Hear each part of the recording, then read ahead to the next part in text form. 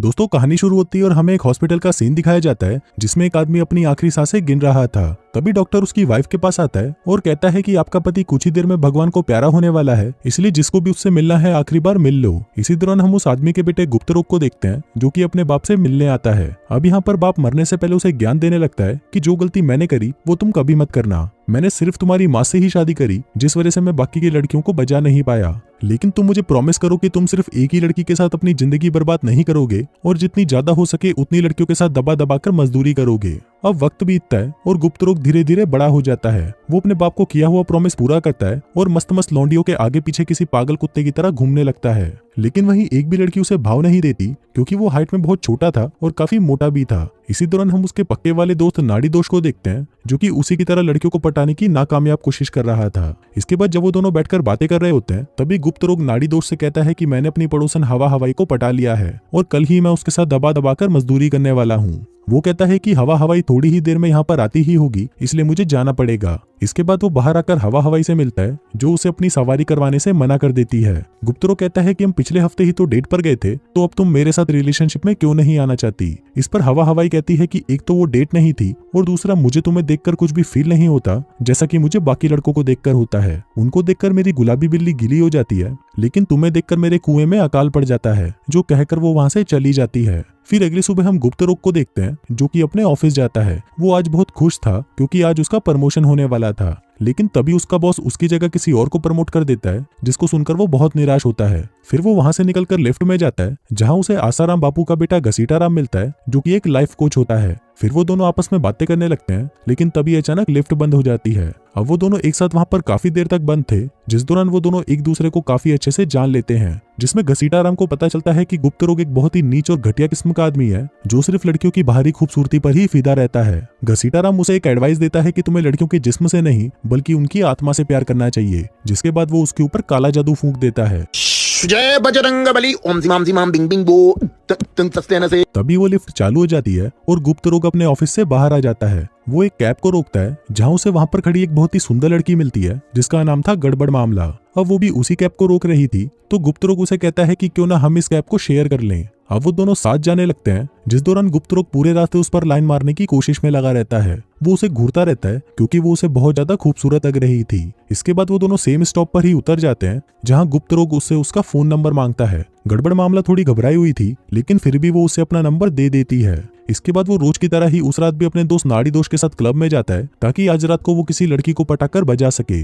अब नाड़ी दोष को जोर का मूत लगा था, तो वो मूतने के लिए बाथरूम चला जाता है। जिसके बाद जब वो बाहर आकर गुप्तरोग को ढूंढने लगता है तो वो देखता है कि गुप्तरोग कुछ लड़कियों के साथ ठुमके लगा रहा था, लेकिन अजीब बात तो ये थी कि वो दिखने में लड़कियां कम और हाथी और बंदर की बच्चियां ज्यादा लग रही थीं, लेकिन अपने गुप्तरोग को वो लड़कियां एकदम पटाखा आइटम लग रही थीं। दरअसल ये कमाल उस घसीटाराम का था जिसने गुप्तरोग पर ऐसा काला जादू कर दिया था जिससे उसे हर बदसूरत लड़की खूबसूरत लगने लगी थी। नाड़ी दोष उसे वापस घर चलने के लिए कहता है, लेकिन गुप्तरोग उसे मना कर देता है और कहता है कि आज मेरी लॉटरी लग गई है, ये देख कितनी सुंदर लड़कियां हैं मेरे पास। नाड़ी दोष कहता है कि सुंदर? एक हाथी की बच्ची और एक बंदर की बच्ची को तुम सुंदर बोल रहे हो? गुप्तरोग फिर से उन लड़कियों की तरफ देखता है और कहता है कि बड़ी के तुझे वो हाथी और बंदर कहां से लग रही हैं। फिर अगले दिन वो अपनी कार से कहीं जा रहा होता है, जिस दौरान उसकी नजर एक आइटम पर पड़ती है तो वो उसके पीछे चला जाता है। हम देखते हैं कि वो लड़की कोई आइटम नहीं बल्कि एक सांड लग रही थी जो कि अपने लिए दुकान से कच्ची खरीदने आई है, लेकिन वहीं गुप्तरोग को वो लड़की हॉट एंड सेक्सी दिखाई देती है। जिसके बाद वो उसके पास जाता है और उसे कहता है कि क्या तुम इससे पैराशूट बनाना चाहती हो,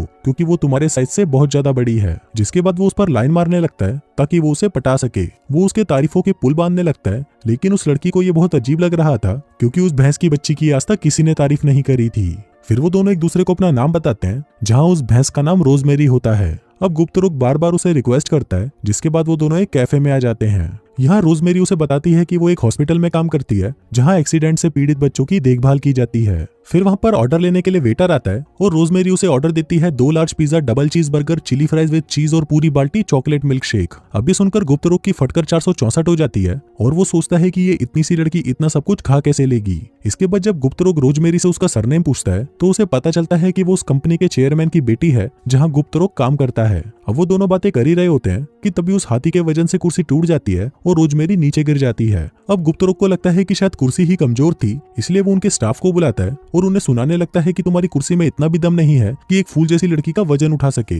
फिर वो दोनों वहां से जाने लगते हैं, जिस दौरान 2 लंगूर रोजमेरी को देखकर कमेंट करते हैं, अब ये सुनकर गुप्त रोग को गुस्सा आ जाता है और वो अंदर जाकर उनको कहता है कि बड़ी वालों तुम्हारी प्रॉब्लम क्या है। लंगूर कहते हैं कि भाई हमने तुझे नहीं बोला। गुप्त रोग कहता है कि सालो खिड़की से बाहर देखो, बाहर जो हॉट एंड सेक्सी आइटम खड़ा हुआ है वो मेरी गर्लफ्रेंड है। अब उस भैंस की बच्ची को देखकर वो दोनों लंगूर हंसने लगते हैं और सोचते हैं कि ये चूतिया बिल्कुल ही पागल हो चुका है। फिर गुप्त रोग बाहर आता है और रोजमेरी से डेट पर चलने के लिए पूछता है, जिस पर रोजमेरी भी उसे खुशी खुशी हाँ कर देती है। सोचती है कि चलो कोई तो मिला जो मेरे खेत में मजदूरी करेगा। फिर अगले दिन वो अपने दोस्त नाड़ी दोष को रोजमेरी से मिलवाने पार्क में आता है। नाड़ी दोष पूछता है कि कहाँ पर है वो लड़की। गुप्त रोग कहता है कि वो देख, वो आ रही है पिंक ड्रेस में, कितनी सुंदर है ना। नाड़ी दोष पूछता है कि क्या तुम उस हाथी के बच्चे की बात कर रहे हो। गुप्त रोग कहता है कि नहीं भाई, वो सुंदर वाली। जिसके बाद वो उसे रोजमेरी से मिलवाने लगता है, जिसको देखकर नाड़ी दोष हैरान का हैरान रह जाता है कि गुप्त रोग को आखिर हो क्या गया है। तभी रोजमेरी के पास उसकी मॉम का कॉल आता है तो वो उनसे बात करने आगे चली जाती है। फिर नाड़ी दोष अपने दोस्त को समझाने की बहुत कोशिश करता है कि भाई वो लड़की तेरे लायक नहीं है, लेकिन गुप्त रोग को उसकी बातों से कोई फर्क नहीं पड़ता क्योंकि वो उसके लिए तो एक सुंदर परी के जैसी थी। आगे रोजमेरी उसे एक्सीडेंट से घायल हुए बच्चों से मिलवाने लेकर जाती है जिनकी वो देखभाल किया करती थी। जिन बच्चों से मिलकर गुप्त रोग बहुत खुश होता है, लेकिन उसे ये बच्चे काफी नॉर्मल लग रहे थे, जैसा कि उनके साथ कुछ हुआ ही ना हो। अब गुप्त रोग एक बच्ची को उठाकर उसके साथ खेलने लगता है, जिसको देखकर रोजमेरी भी खुश हो जाती है और कहती है कि तुम इन बच्चों से थोड़ा भी नहीं डरे। गुप्त रोग ये सुनकर थोड़ा हैरान होता है और सोचता है कि भला इन बच्चों से कौन डरेगा। फिर अगले दिन वो दोनों डेट पर जाते हैं, जहाँ पर वो एक बड़े से गिलास में चॉकलेट शेक भरवाते हैं, जिसे अकेली रोजमेरी ही गटक जाती है। इसके बाद वो पानी में बोट चलाने के लिए एक झील में जाते हैं, जहाँ रोजमेरी की वजह से नाव एक साइड से झुकी हुई थी, लेकिन गुप्त रोग को यहाँ पर कुछ भी समझ नहीं आता। फिर एक दिन रोजमेरी गुप्त रोग को अपने घर लेकर जाती है, जहाँ पर वो उसे अपने बाप से मिलवाती है, जो कि उसकी कंपनी का प्रेसिडेंट है, और उससे मिलकर गुप्त रोग काफी डरा हुआ था। इसके बाद सभी मिलकर डिनर करने लगते हैं, जिसके बाद जब गुप्त रोग और रोजमेरी का बाप अकेले बैठे होते हैं, तभी उसका बाप कहता है कि तुम प्रमोशन के लिए मेरी बेटी को यूज कर रहे हो। जिसको सुनकर गुप्त रोग को गुस्सा आ जाता है और वो कहता है कि ऐसा बोलकर आप मुझे नहीं बल्कि अपनी बेटी को हर्ट कर रहे हो, क्योंकि जब तुम ही अपनी बेटी को सुंदर नहीं मानते तो वो भी अपने आप को सुंदर कहाँ से मानेगी, जबकि वो तो एक बार्बी डॉल जैसी है। अभी सुनकर उसका बाप थोड़ा सा कंफ्यूज हो जाता है और अपनी बेटी की तरफ देखता है। इसके बाद गुप्त रोग उसे अपने घर ले जाता है, जहाँ वो दोनों दबा दबा कर पलंग तोड़ मजदूरी करते हैं। फिर अगली सुबह गुप्त रोग की पड़ोसन हवा हवाई देखती है कि कोई हाथी का बच्चा लॉबी से होकर नीचे जा रहा है, जो कि गुप्त रोग के रूम से निकला था, जिसे देखकर वो समझ जाती है कि पूरी रात गुप्त रोग ने उसके साथ क्या कांड किया होगा। फिर अगली सुबह ऑफिस में जब गुप्त रोग और रोजमेरी एक दूसरे को चूस रहे होते हैं, तभी वहां पर उनके कॉलीग्स आ जाते हैं और उस हाथी के बच्चे को देखकर समझ जाते हैं कि गुप्त रोग प्रमोशन पाने के लिए किसी भी हद तक गिर सकता है। लेकिन वहीं गुप्त रोग उन्हें कहता है कि मैं रोजमेरी से सच्चा प्यार करता हूँ। दूसरी तरफ नाड़ी दोष उस बाबा घसीटाराम को ढूंढ लेता है और उससे पूछता है कि तुमने मेरे दोस्त गुप्त रोग के साथ क्या किया है, लेकिन घसीटाराम उसे कुछ नहीं बताता और वहां से जाने लगता है। तभी नाड़ी दोष उसे कहता है कि मुझे सिर्फ मेरा दोस्त वापस चाहिए, तो प्लीज मुझे बता दो कि तुमने उसके साथ क्या किया है। घसीटाराम उसे कहता है कि मैंने उस पर काला जादू किया है ताकि उसे लड़कियों की आंतरिक सुंदरता दिखे, और अगर तुम्हें उस काले जादू को खत्म करना है तो तुम्हें उसको ये मंत्र कहना होगा, जिसको सुनकर वो फिर से नॉर्मल हो जाएगा। उधर दूसरी तरफ हम उन दोनों को साथ में देखते हैं, जहाँ रोजमेरी उसे बताती है कि वो 14 महीनों के लिए बाहर जा रही है, जिसको सुनकर गुप्त रोग निराश हो जाता है क्योंकि उसे लगता है कि रोजमेरी उसे छोड़ रही है। लेकिन तभी रोजमेरी जिस सोफे पर बैठी हुई थी वो सोफा टूटकर बर्बाद हो जाता है, जिसको देखकर गुप्त रोग गुस्से में काउंटर पर कंप्लेन करने जाता है। लेकिन तभी उसके पास उसके दोस्त नाड़ी दोष का फोन आता है, जिसमें वो उस पर घसीटाराम के बताए हुए मंत्र फूकने लगता है।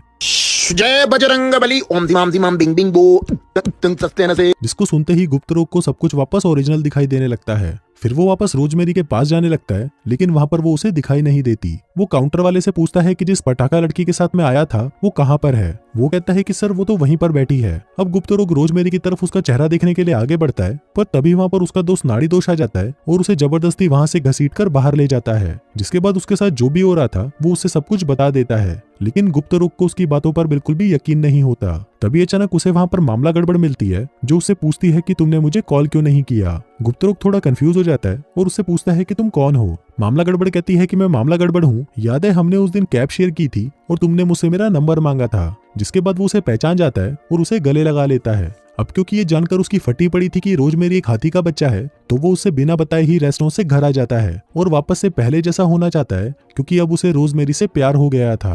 अब ऐसे ही कुछ दिन बीत जाते हैं, लेकिन इन दिनों वो रोजमेरी को बिल्कुल भी भाव नहीं देता। रोजमेरी उससे कॉल पर बात करने की कोशिश करती है, लेकिन गुप्त रोग हर बार बहाने लगाकर उसे अवॉइड करने लगता है। फिर एक दिन हवा हवाई गुप्त रोग के घर आती है और उसे अपने साथ डिनर पर चलने के लिए पूछती है, क्योंकि अब वो उसे पसंद करने लगी थी। इसलिए वो उसे जबरदस्ती होटल ले जाती है और कहती है कि आज रात तुम मेरी दबा कर लेना। लेकिन इसी बीच गुप्त रोग को यह एहसास होता है कि वो ऐसा करके रोजमेरी को धोखा दे रहा है। इसी दौरान वहाँ पर रोजमेरी और उसकी फैमिली भी आ जाती है। फिर वहाँ पर मूतने जाते वक्त रोजमेरी अपने बॉयफ्रेंड को देखती है, जो कि किसी दूसरी लड़की के साथ डेट पर आया हुआ था, जिससे वो हर्ट होकर वहाँ से चली जाती है। इसी दौरान गुप्त रोग उसके पास से ही गुजर जाता है, लेकिन वो उस हाथी के बच्चे को पहचान नहीं पाता, जिससे रोजमेरी और भी ज्यादा दुखी हो जाती है और उस होटल के बाहर चली जाती है। उधर गुप्त रोग रोजमेरी को फोन करता है और कहता है कि मैं तुमसे बहुत प्यार करता हूँ और मैं तुम्हें अभी देखना चाहता हूँ। अभी सुनकर रोजमेरी की सटक जाती है और वो उसे गालियां देकर उससे ब्रेकअप कर लेती है। अब क्योंकि गुप्त रोग को उससे मिलना ही था, तो वो सीधा उस हॉस्पिटल में पहुंच जाता है जहां पर रोजमेरी काम करती थी।